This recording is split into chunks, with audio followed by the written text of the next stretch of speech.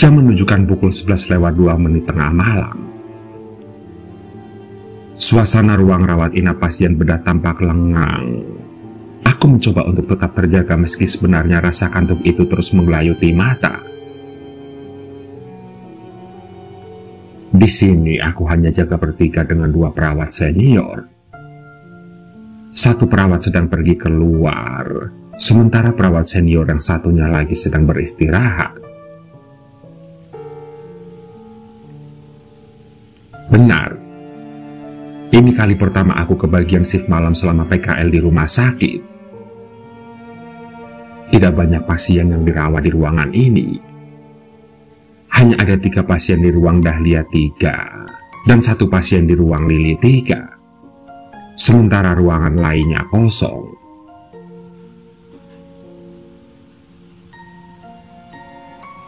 Singkat cerita, mataku akan terpejam ketika seorang perempuan berwajah pucat datang menghampiri. Sejenak aku memperhatikan wajah perempuan itu. Sepertinya aku pernah melihat dia, tapi entah di mana. Ataukah mungkin dia salah satu keluarga dari pasien?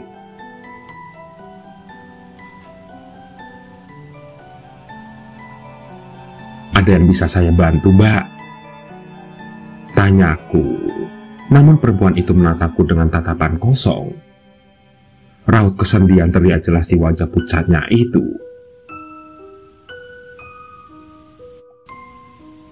Tolong, ucapnya lirih. Iya, keluarganya dirawat di ruang apa, Mbak? Tanyaku kemudian.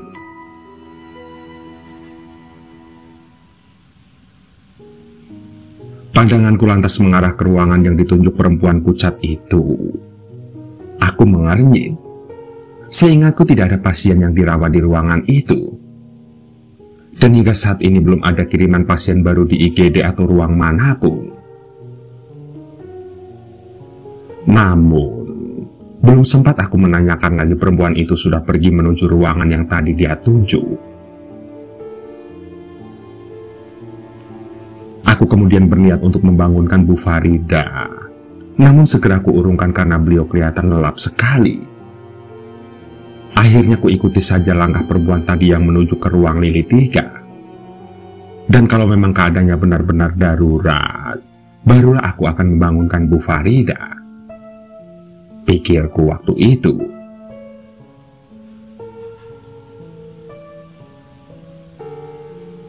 Udara dingin sekitar menguar saat aku membuka pintu ruangan. Ternyata benar. Di ruang Lili 3 memang ada pasien seorang perempuan dengan selang oksigen yang terpasang di hidungnya. Namun ada satu hal yang masih mengganjal, yaitu kapan pasien baru ini masuk.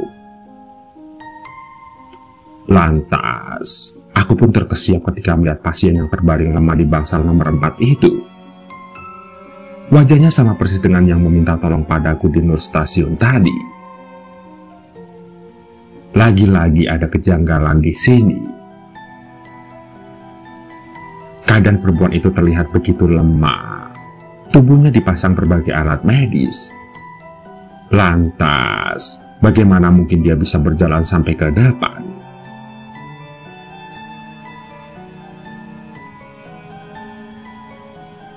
Tubuhku seketika menegang saat kedua mata perempuan itu mendelik ke arahku. Lalu entah bagaimana dia tiba-tiba sudah berdiri di depanku. Terlihat kepalanya berputar yang menimbulkan suara krek yang begitu nyaring di pendengaran. Aku memekik. Kakiku mendadak tidak dapat digerakkan.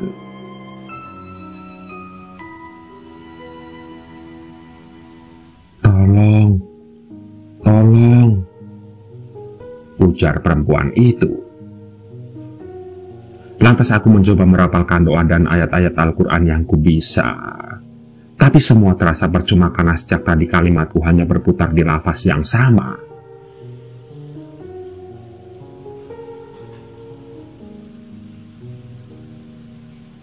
Tolong. Perempuan itu kembali berucap. Kepalanya berputar lagi, Namun kali ini tidak menimbulkan suara, melainkan mengucurkan darah yang seketika membanjiri seluruh tubuhnya.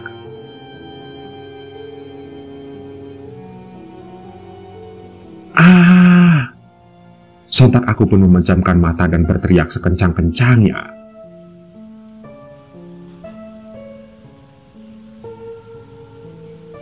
Neng, Neng!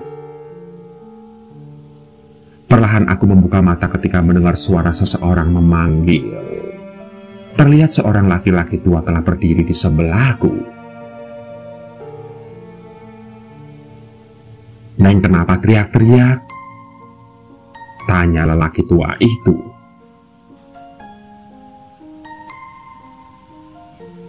Tak, tadi ada yang... Sudah, lebih baik Neng cepat keluar, biar Bapak antar ke depannya. Seperti mengerti apa yang telah terjadi kepadaku, laki-laki tua yang kutahu adalah keluarga salah satu pasien itu mengantarku ke tempat Nur stasiun. Sempat juga sekilas kulihat bibir Bapak itu berkomat kamit. Mungkin ia sedang membaca doa atau ayat-ayat Al-Quran.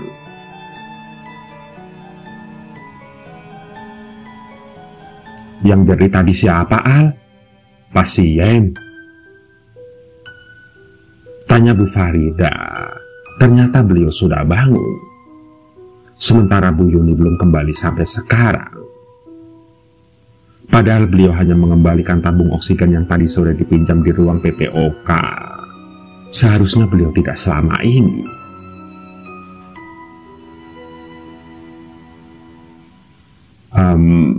Iya Bu, ujarku. Aku terpaksa berbohong karena tidak ingin membuat Bu Farida khawatir atau merasa takut.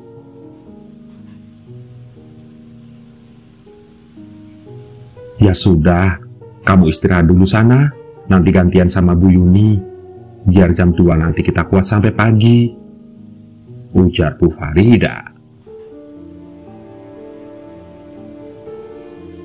Lantas aku pun masuk ke kamar khusus untuk istirahat para perawat. Aku mengembuskan napas berat. Sejujurnya aku masih shock dengan kejadian barusan. Tanganku bahkan masih gemetar sampai sekarang dan seluruh persendianku masih terasa lemas. Namun, belum surut rasa takutku, tiba-tiba aku kembali dikejutkan oleh suara TV yang volumenya kencang sekali. Hanya ada satu kamar yang ada TV-nya di sini, yaitu di kamar kelas 1.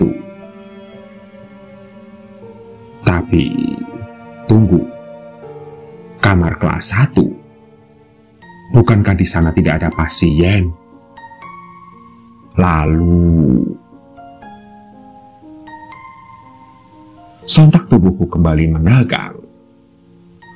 Ruangan ini berada tepat di samping ruang Dahlia kelas 1. Aku lantas teringat obrolanku tadi siang dengan Dewi, teman sekelompokku yang sudah lebih dulu pernah kebagian shift malam di sini.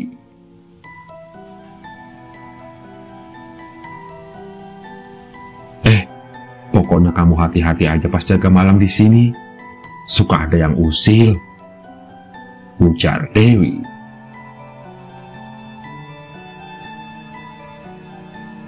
Usil?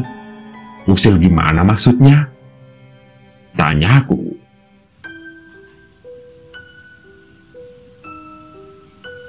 Ya gitu pokoknya.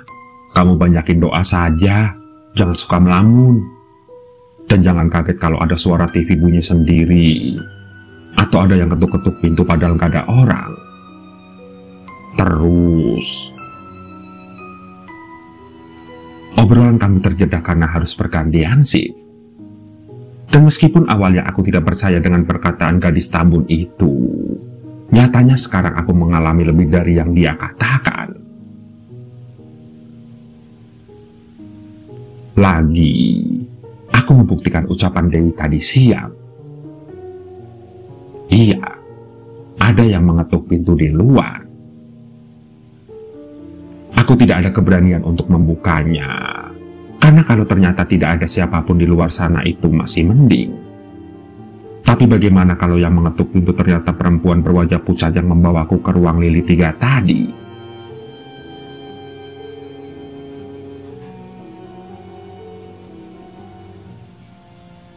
itu terdengar lagi. "Alma!" teriaknya, sementara aku mencoba menajamkan pendengaranku. "Alma!" teriaknya lagi. Ternyata benar ada yang memanggilku, dan itu seperti suara dari Bu Farida.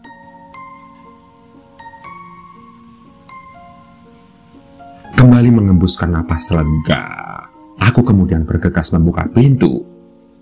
Dan kali ini perkataan Dewi salah. "Tunggu, tidak ada siapapun di luar." Bulu kuduku sontak meremang, dan aku akan kembali masuk saat mendengar suara pintu ruang Lili 2 terbuka.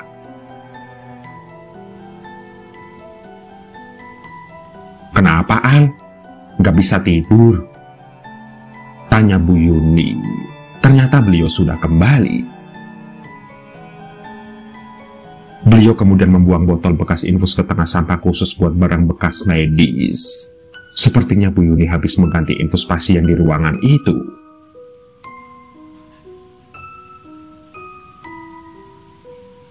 "Iya, Bu, banyak nyamuk," jawabku. Tapi tentu saja itu hanya alasanku. Padahal aku sedang menahan ketakutan setengah mati.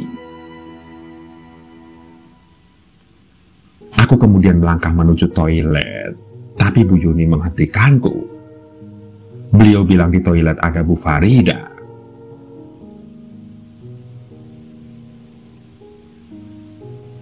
"Hah? Bu Farida? Kalau Bu Farida ada di kamar mandi, lantas siapa yang berdiri di samping Bu Yuni?" Aku terkesiap saat tiba-tiba perempuan yang berdiri di samping Bu Yuni melirik ke arahku. Terlihat wajahnya pucat dan matanya merah menyala. Perempuan itu kemudian menunjukkan seringai yang mengerikan.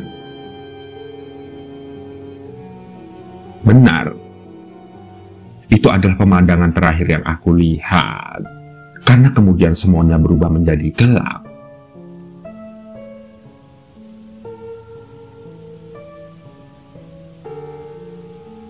Singkat cerita, aku pun membuka mata di pagi hari, mengedarkan pandangan ke sekeliling. Ternyata aku sudah berada di asrama. Terdengar suara beberapa orang yang sedang mengobrol di luar.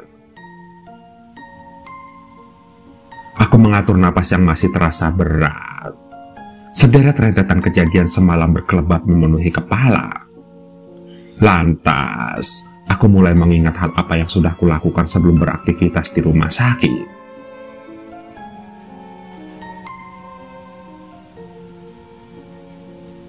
Pagi itu, lingkungan rumah sakit digegerkan dengan penemuan mayat seorang perempuan di perkebunan warga. Mayat itu kemudian dibawa ke kamar jenazah yang letaknya tepat di samping gedung yang dijadikan asrama ini. Siangnya sebelum mayat itu dibawa ke rumah sakit besar di kota untuk diotopsi, aku, Oci dan Sri Iseng masuk ke kamar jenazah untuk melihat mayat itu. Iya, terlihat seorang perempuan muda berhidung mancung. Ia terbaring kaku dengan kondisi yang sangat mengenaskan. Sepertinya perempuan malang ini meninggal karena dibunuh.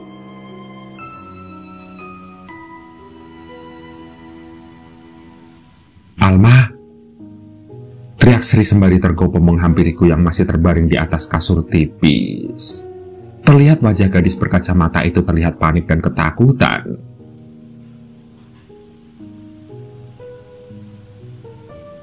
"Ada apa?" tanyaku.